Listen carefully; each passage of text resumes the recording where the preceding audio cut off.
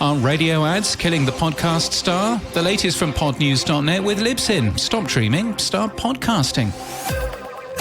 Almost 4 out of 5 people would skip a radio ad in a podcast, with 2/3 saying it was annoying.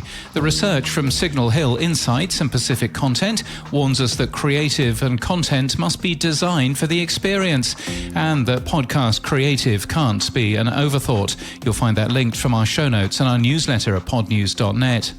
Triton Digital's Canada podcast ranker was released for June. Wondery appears to be showing significant growth. There's a good boy. If you're fans of puppies, we've got good news for you. Podcast Movement is bringing the puppies back this year.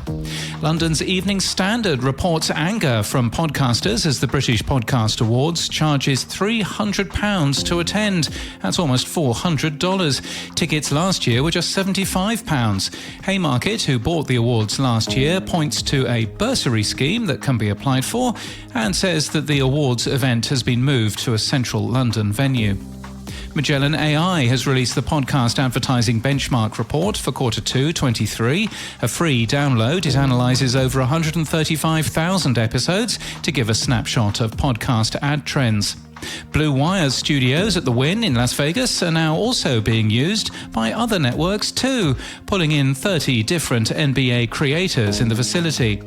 Yap Media CEO Hala Taha is hosting a free webinar about cross-channel podcast campaigns on August the 2nd. We'll link to more details about that in our show notes and our newsletter. In the Northern Hemisphere, it'll be back to school season in just over a month or so, to the relief of parents everywhere. Lena Kim, the president of TPX in Canada, suggests to Jeff Ulster that the benefit of authentic, trusted voices can help advertisers break through this back-to-school time. You'll find that linked again from our show notes and our newsletter, along with a white paper from Quill about branded podcasts, which can increase awareness by 89%. There's a new podcast studio in Denison in Texas in the US. It's called Split Window Studios. 89% of Joe Rogan's guests have been men, according to a stats page about the show. The average duration is over 2 hours, 37 minutes. And Rebecca Sananes is the guest in tomorrow's Pod News Weekly Review. You can find the Pod News Weekly Review wherever you get your podcasts. And in podcast news, Barmy Dale, the sitcom, is back for a new season next month with 2 new characters. Real Survival Stories is new from Noiser today, featuring astonishing tales of ordinary people thrust into extraordinary situations. The show is in binaural, it's hosted by John Hopkins, and it tells the story of people stranded in the desert, lost in the jungle, marooned in the mountains, and shipwrecked on the high seas. New this week, the Pizza Pod Party features conversations about culture and nostalgia with the world's greatest food as the backdrop. And pizza as well.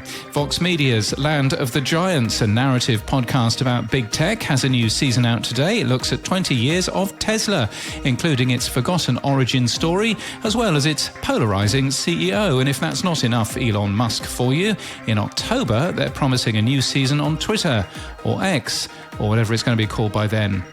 The Amplify Project launches a new season of its podcast today. It continues its mission to champion diversity and promote some marginalised voices within the literary community.